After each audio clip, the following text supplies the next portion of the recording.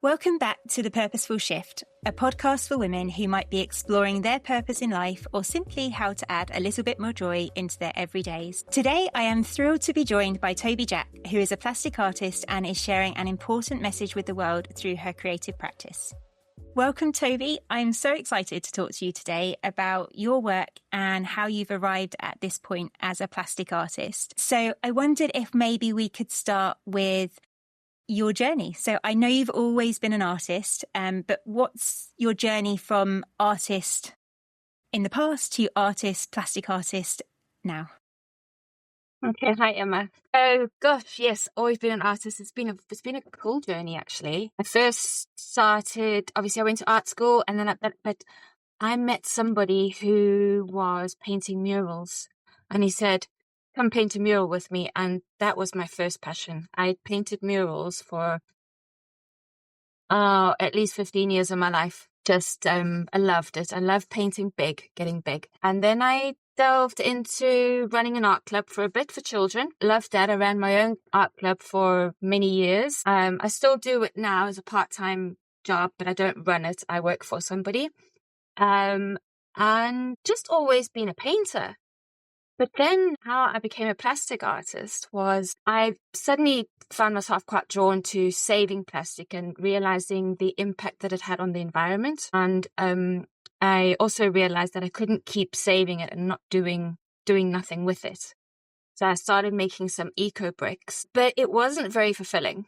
It was quite boring, actually. So it was during lockdown when I had all this pent up creative energy. And I grabbed a heat gun, some old canvases, and some plastic. And I just started melting the plastic onto the canvas. And I think within a week, I had hashed out 7 canvases. I found the format of that artwork just so liberating, and it was so unexpected. And I never knew what was going to happen with the plastic. So yeah, I officially became a plastic artist in 2020. Fantastic. Thank you. And I love the fact that you've kind of gone on that journey from what you love, painting big, doing things that you really enjoy, and then kind of inspiring the next generation, and then doing something really purposeful in terms of the eco bricks, but then realizing that actually it doesn't give you the joy that you're looking for. So then exploring further, and that kind of iterative process that we go through in life of trying to find our thing over and over again, and that it's okay to keep exploring what really lights us up and makes us happy. So thank you for sharing that. And I wish I could paint murals. I'm incredibly inspired by your work. Thank you. I wondered if you could explain to us, I know you explained your process of kind of melting the plastic onto the canvas, but for everybody who hasn't seen your work, what is a plastic artist? What does a plastic artist do? Plastic artist lives in a pile of plastic. Basically, my house, every single corner of my house has a bag of plastic waste. So I use the soft plastic waste that all of our food packaging comes in. That hard to recycle plastic waste. It's not the bottles or the yogurt pots or the tubs or anything. It's those, your crisps come in, your frozen veg fries, your frozen veg, your fries, your bread bags, salad bags, everything comes in this. So that's what I use. I give it a good wash. It has to be washed. And then it gets used. I use a process called fusing, which is using an iron to heat the plastic. So I've kind of moved away from canvas art now. And now I'm more into sculpture art now. So I'm taking this plastic, fusing it, turning it into fabric panels, and then creating a sculpture from the plastic. That's really interesting. And I'm struggling in my mind to kind of picture what that looks like when you say plastic fabric and then combining those panels of fabric together. What do you do to combine them? Is that fusing again, or is that like a stitching type process or a gluing type process? A bit of both. So it's fusing and stitching. I think, everything that I do is experimentation and learned. There's no one that I'm learning from, so I'm learning through trial and error myself. And I'm currently making my first sculpture. So I am going to fuse it and I'm going to stitch it and see what works. It sounds fantastic. And I suppose thinking about, what you're doing, you're taking those non-recyclable plastics and you're doing something with them that creates something of beauty that other people can enjoy. So obviously there's an environmental impact, but there's an impact of you sharing your love, your work, and inspiring others and taking others along with you on that journey. And I believe that you've got some work with festivals and working with children and other community groups. Can you tell us a little bit about that side of your work and what you love about it? Yes, absolutely. Yes. So I'm currently creating my first giant inflatable fish, and I'm producing it for the Didsbury Arts Festival Parade, which is a huge big parade that's happening on the 5th of July. I'm actually working in my local community. I've worked with 7 local schools at the moment, and I've shown them all the process of fusing because, yes, I'm big on educating and sharing technique and sharing the creativity that can be created with using plastic waste, just because we can't rely on the government to recycle this waste. I think a very small percentage, like 7 or 9% of it actually gets recycled. So I've kind of made it my mission to use it in art and to show children the potential of it, because I believe that children are, they're our future brains, really, and they're going to go out there into the world, and hopefully with a little bit of information, they can go, why don't we do this with this plastic waste instead? And that's what I'm hoping for. And when I've run these workshops, the kids absolutely love it. They love being given an iron and being given plastic, and then to see the magic of the plastic melt under the iron and it's stuck to the plastic below it. Yeah, they really do enjoy it. So it's my focus, community art. I love communities. I love working with people. So we're all making this fish together. That's so nice. And if it's inflatable, so again, my mind is just trying to picture your incredible inflatable plastic fish. And I'm thinking of things like paddleboards and probably the terrible plastics that we take on holiday and we float around in the swimming pool. Is that the kind of thing that you're aiming to create, where you'll be able to inflate it in a similar kind of way because it will be this one piece? Or am I totally missing the mark?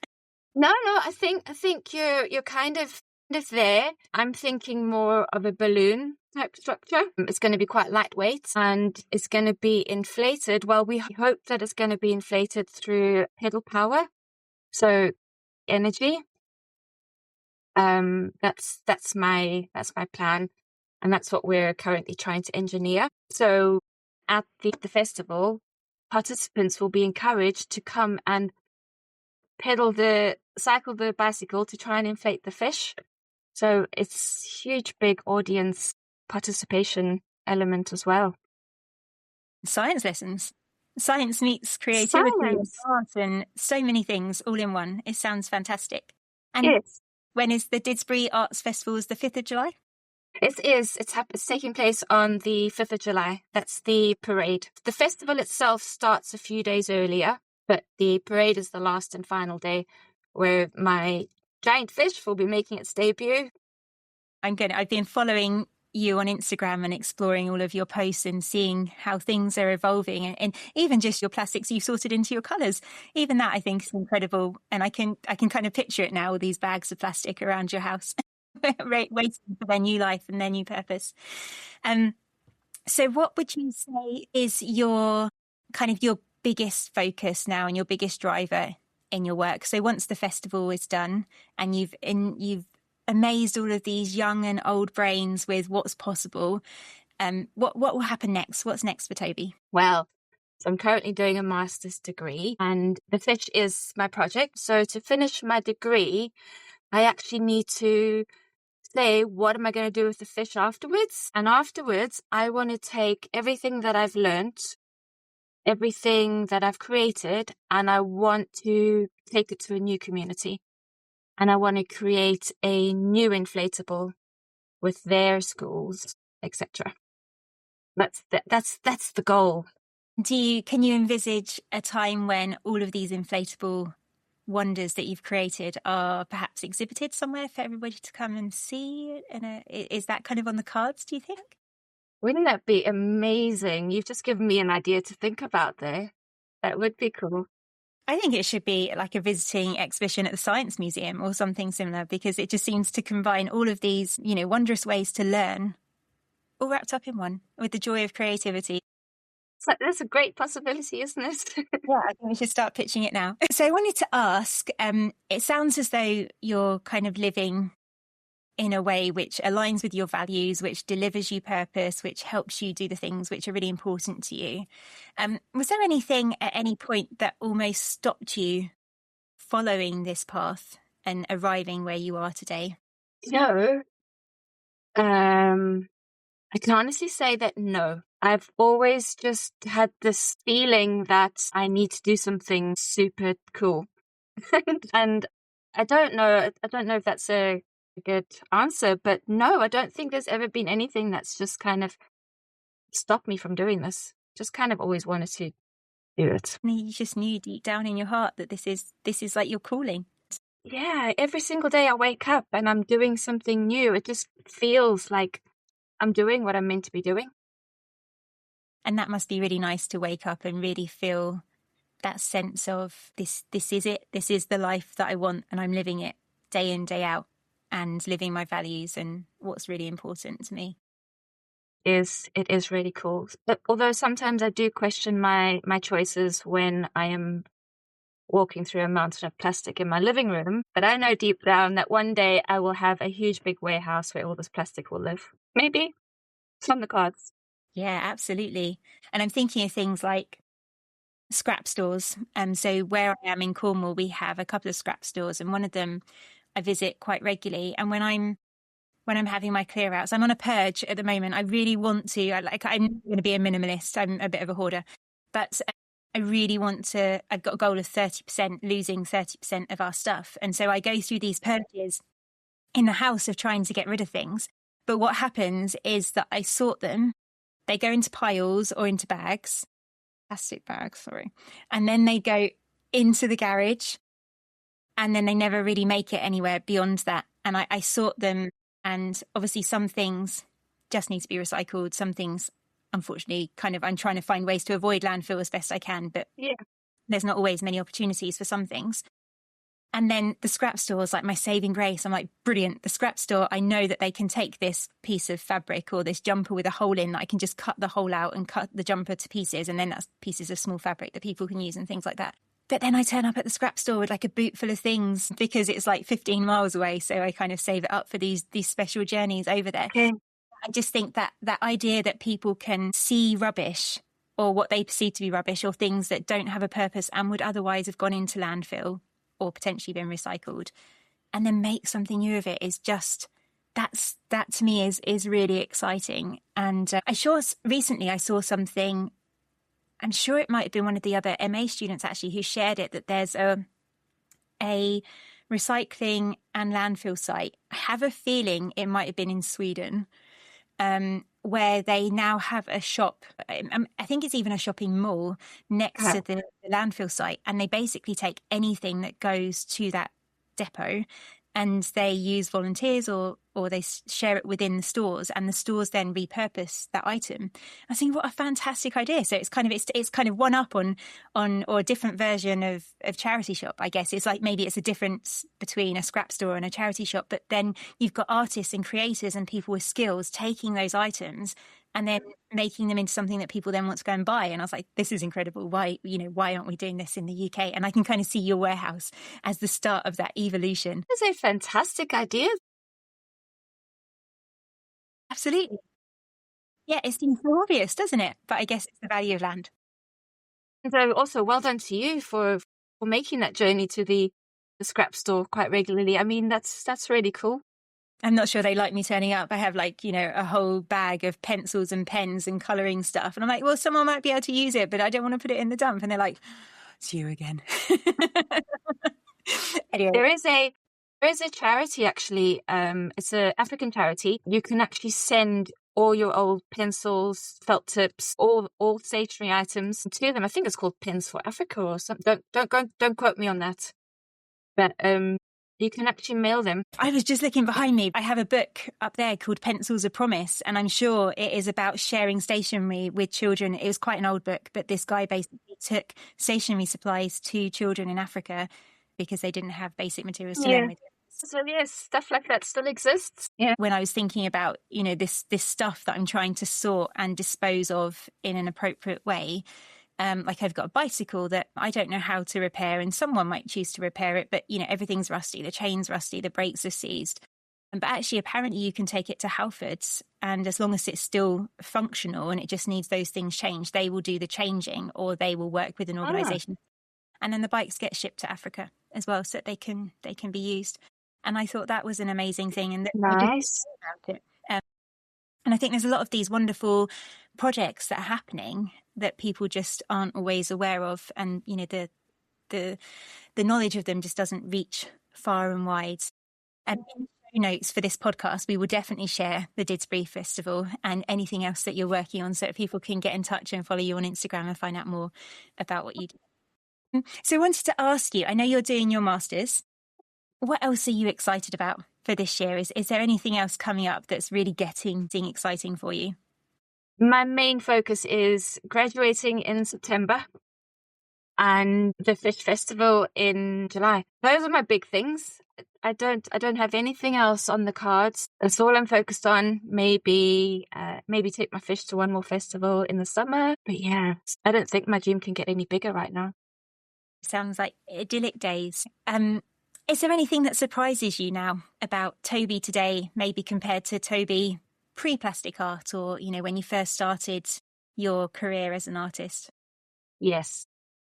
The other day I had to stand up in a room full of people at this community event for the parade. Toubie previously would never have stood up and spoken to this big group of people.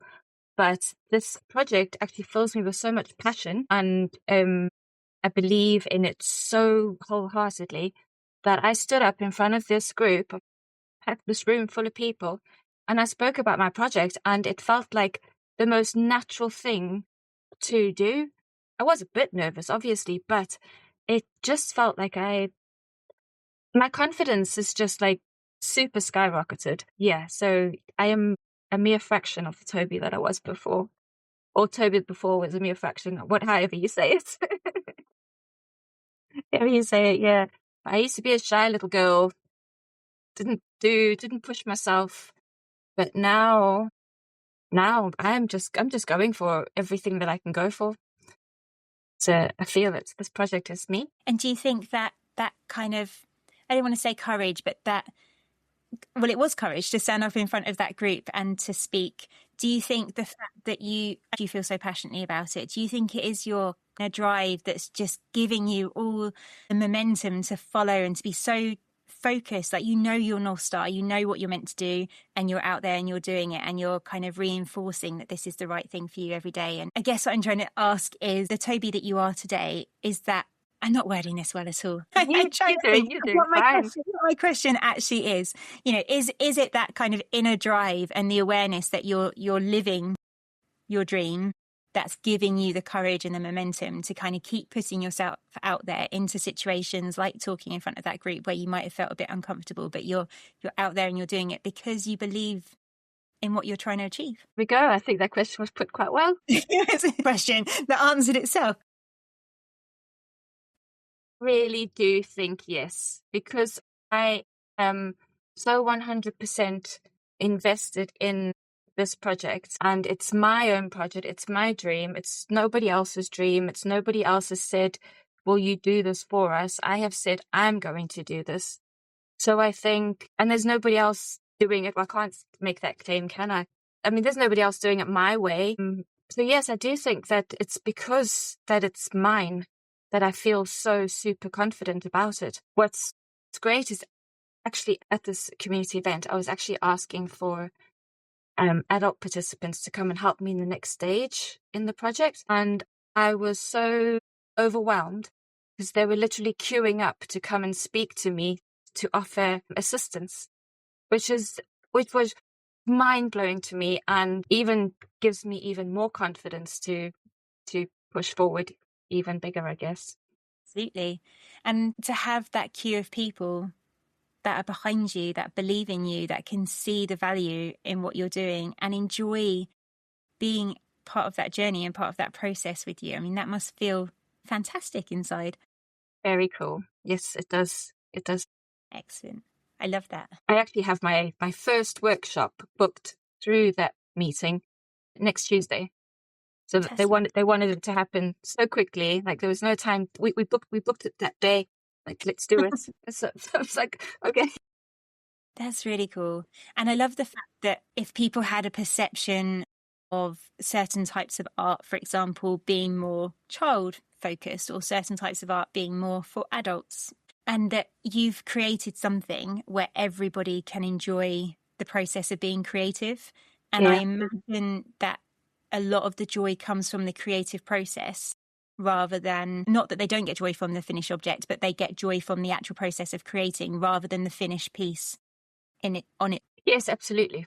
Absolutely. I think this joy of, I think the process that these people feel towards contributing to a bigger piece is quite cool. Like when telling the children that their little piece that they melted is going to be part of this big fish and that they're going to have to come and cycle it on the day, their little faces light up and, they're really excited for it.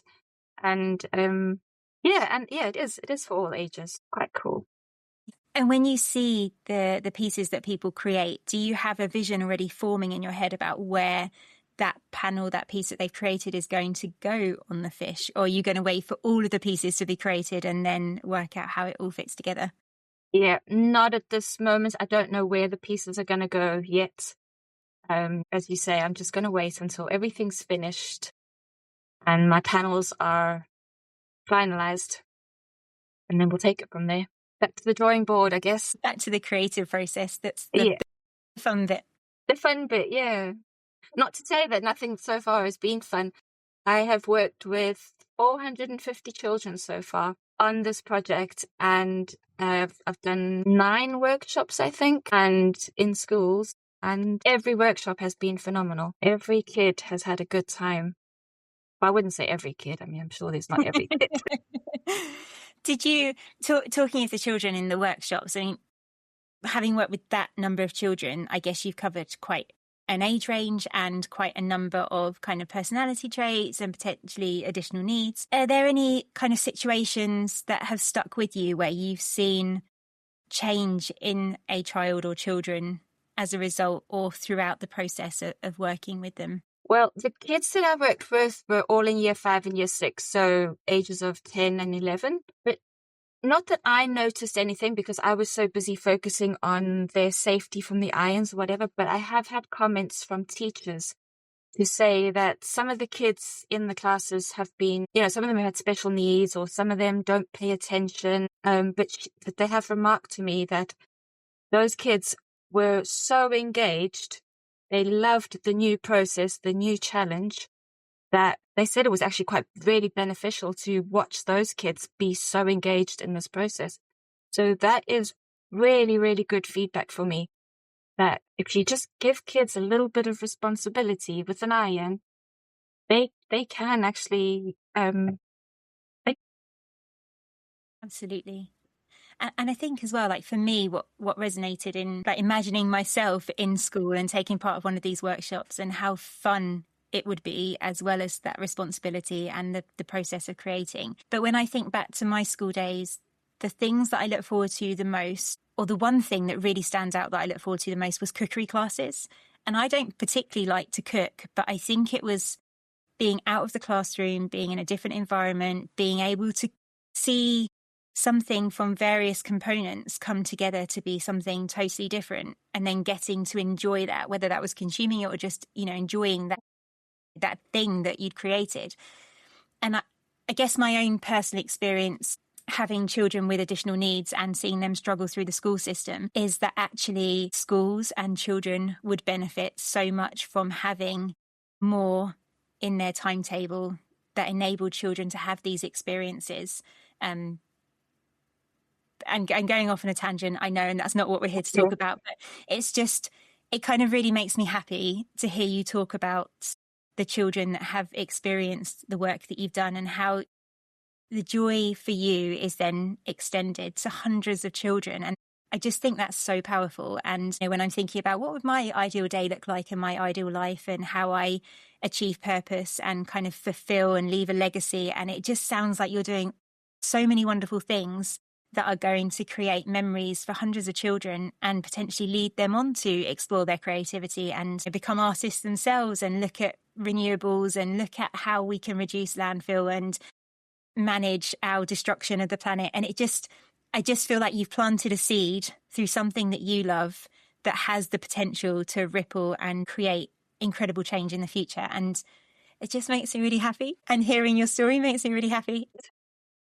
I really, really, really, really hope that the little seeds that I've planted do that for those kids. And so pleased that it makes you happy. I mean, that's the purpose of it. It just want to make people happy.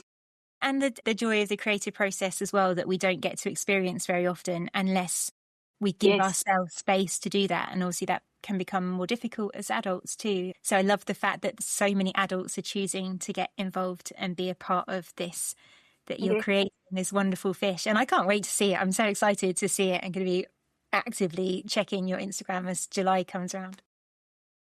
I mean, you're more than welcome to come down to Didsbury in end of June. But yeah, you did touch on an important part there in what you just said. I know it's completely different to what we're talking about, but I really do think that schools need to bring in more creative experiences for children, because not every child wants to sit at a desk and learn and be confined to the four walls of a classroom. Some children need to be up and active and doing art with their body, you know? And I think it's so important. And I think it needs to be seen more and more in schools. Children need to be given these opportunities. And opportunities for experiencing different creative art forms. They can't just wait till the kids are left school, or rely on parents to take their kids to after school clubs and things. We can't all afford it.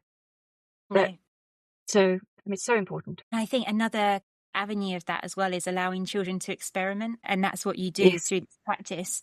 Because I guess, a very simplistic view, but we live in this kind of culture of perfectionism where what most people share online is the perfect representation of their life. It's not all the faults and the other things that they don't want people to see. And so we, and our children, our young people are striving for perfectionism all of the time. And we need to experiences where things aren't perfect to learn that we don't need to be perfect. And so to be able to use art and creativity as a way to experiment and not know what you're going to come up with, and not be able to see the finished product, and being very happy with the process of just arriving at a product, regardless of its function or purpose, I think is really important, and something that's definitely missing from schools. So I don't know, I just wanted to share that. No, absolutely. I agree with you completely. Too. Oh, cool. Okay. So Toubie, what's the dream? What's the big dream? The big dream is to take my inflatable sculpture to another community, and then after that onto another community. I just want to, and maybe one day, my big dream is one day take it to a nice big hot island where they've got lots of plastic waste, and go do it there. There's so many beaches full of plastic. I'm sure I could do it there. But yeah, I just want to make this again and again and again. And the people that you inspire to join you on that journey, and very, very exciting. Yeah. Okay, so thank you. Thank you so much for sharing your journey. And you're welcome.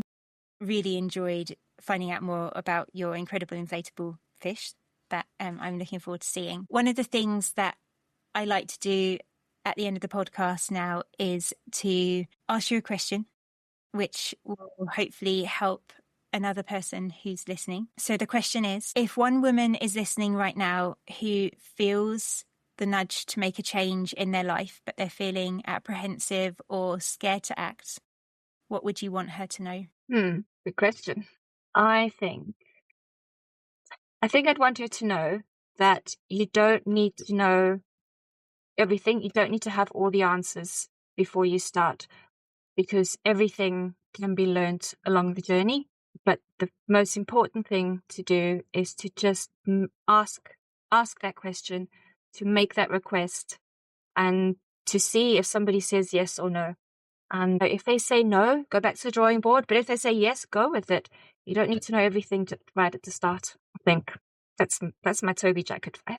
Thank you. I think that's great advice. And certainly there's so many things that wouldn't have happened if people hadn't just taken an action and got it started and put it out there for feedback and taken their own personal courage to act in the first instance. So I think that's really, really good advice. And I know, of course, one of the things so Toubie and I are both on the same master's course, but in different cohorts. And one of the things that's nailed into us as part of that program is that, there's no right way. So you find your own way. The right way is your own right way and not somebody else's. And I think that's quite empowering when we're so, what's the word I'm looking for? We're so kind of controlled by societal expectations that we sometimes feel we can't explore our own paths. And then, the idea of perfection. And I think I've just come to accept that perfection doesn't exist. And not even in nature. I'm not having it. Perfection isn't real. We're not striving for perfection. Then you've got nothing to lose. You just got to give it a go and see what happens. And I think that idea can be quite freeing and hopefully helpful. Definitely. It's like if you see somebody doing something one particular way, you can't compare yourself to that person, because you are going to do it a different way. You're going to bring to it your own personal experiences, which are going to be so different from that person's personal experiences. So you've got to stop comparing yourself, I guess, which is really hard, because in the world we live in, all we can do is look to the next person, right? But you've got to look inward and go, I'm going to do it my way. And your people will follow you. Your people will find you. And so I guess you've got to believe in yourself, basically. It's taken me a long time to learn that. But I think when you do learn it, you just got to go for it.